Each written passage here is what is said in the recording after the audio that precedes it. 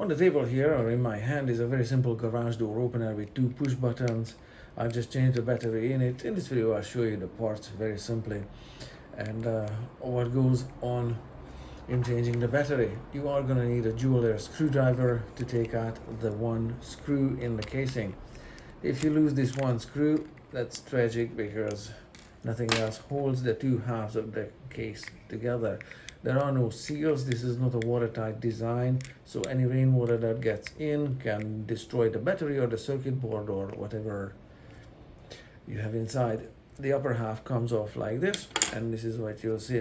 The two push buttons separate easily, and you might, in reverse order, want to put the push button in the upper half. Now, these two holes and in this bar that connects the push buttons line up with those two pins in the upper half of the casing, so this may be of some help.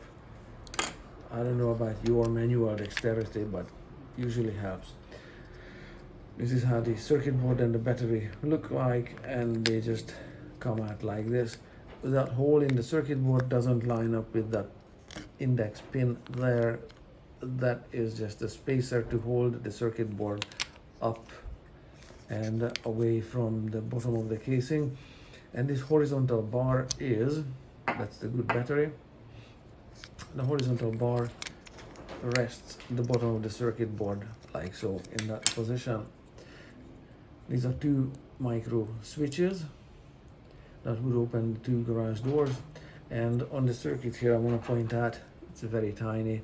It says BT plus, that's battery positive terminal, goes there to this side here, there, BT plus, so battery positive terminal, and it says BT minus, so battery negative terminal here.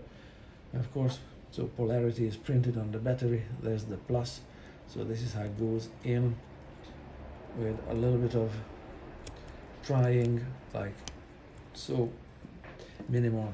Of course, if you break off these terminals here that are soldered into this circuit board, again, tragic. But it does need a little bit of prying to keep the battery in place, and then when you press the buttons, it all works. So that's basically what's involved here with the disassembly or assembly. I'll try to, that didn't line up. Okay, let's try it this way.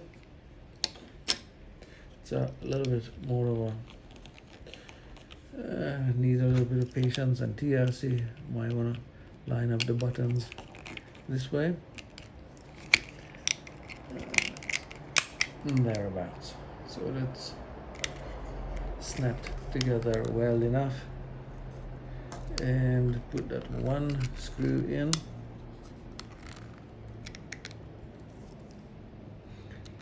And I want to show you the battery that came out from this. Looks like this. So instead of a brand name battery, the battery type is A23. This is the piece of garbage that came out of it. It's exploding slowly. It split the metal casing. Its negative terminal is out of place. Its positive terminal looks okay, but obviously the casing there is deformed. So this is what's printed on it. Proudly manufactured in there. This is how it's labeled.